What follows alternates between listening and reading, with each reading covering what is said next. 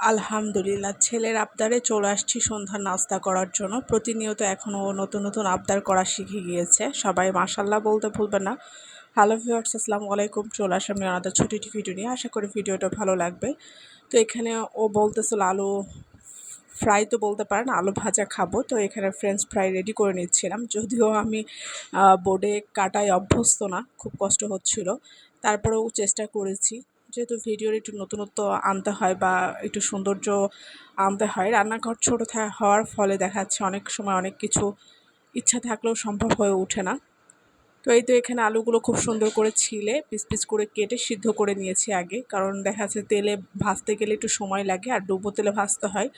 তো আমার চুলাটার একটু প্রবলেম হওয়ার কারণে দেখা যাচ্ছে যে অনেকটা সময় লেগে যায়, প্লাস হচ্ছে যে বিরক্তও লাগে। তো সিদ্ধ করে নিলে তাড়াতাড়ি দেখা যাচ্ছে অল্প আঁচে ভাজা হয়ে যায়।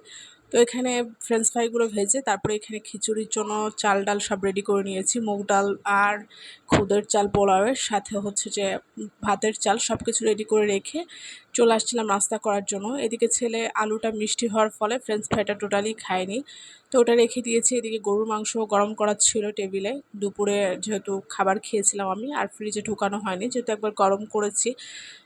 আর এই তো সন্ধ্যার নাস্তায় আমি একটু সেমাই খাওয়াই নিলাম আর কি, লাচ্চা সেমাই। সেমাইটা অনেক মজা হয়েছিল।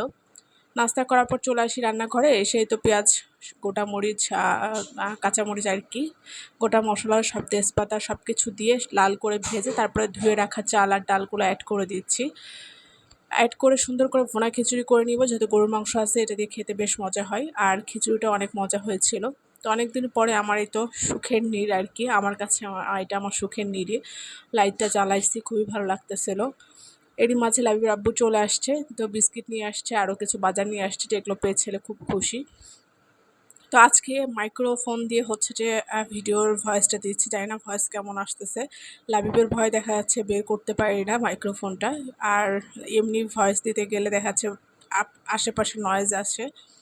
তো আমার ভিডিওগুলো কে কোথায় থেকে দেখেন অবশ্যই কমেন্ট করতে ভুলবেন না। তো এদিকে লাবিব নানুর সাথে কথা বলতেছিল আর চকলেট লুকাইতেছিল তার নানি আর ভাইয়াকে দেখে, সে তাদেরকে দিবে না। তো নানি চাচ্ছিল, ওই জন্য বলতেছে তেলাপোকা নিয়ে গেছে, দিয়ে পাছার নিচে রেখে দিছে আর কি। যাই হোক, এইদিকে কী কী বাজার নিয়ে আসে সেটা একটু দেখতেছিলাম। সেন্টি শাক, সাথে ছিল চাল কুমড়া। সবসময় বলি ছোট ধরনের সবজিগুলো নিতে, যেন ভালো হবে। তো এই যে কি আঁকা বাঁকা সবজি নিয়ে আসে, খুব বিরক্ত লাগে ওর বাজারগুলো আমার। যাই হোক, ছেলের জন্য এখানে ছিল দুধ, বিস্কিট, হচ্ছে যে এনার্জি প্লাস যেটা, সাথে ছিল হাফ কেজি সরিষার তেল, খাঁটি ঘানে ভাঙা সরিষার তেল হচ্ছে নতুন বাজারে পাওয়া যায়, ওরা সামনেই মেশিনের মধ্যে ভাঙায়, সেখান থেকে দেখে আমরা আর কি নিয়ে আসি।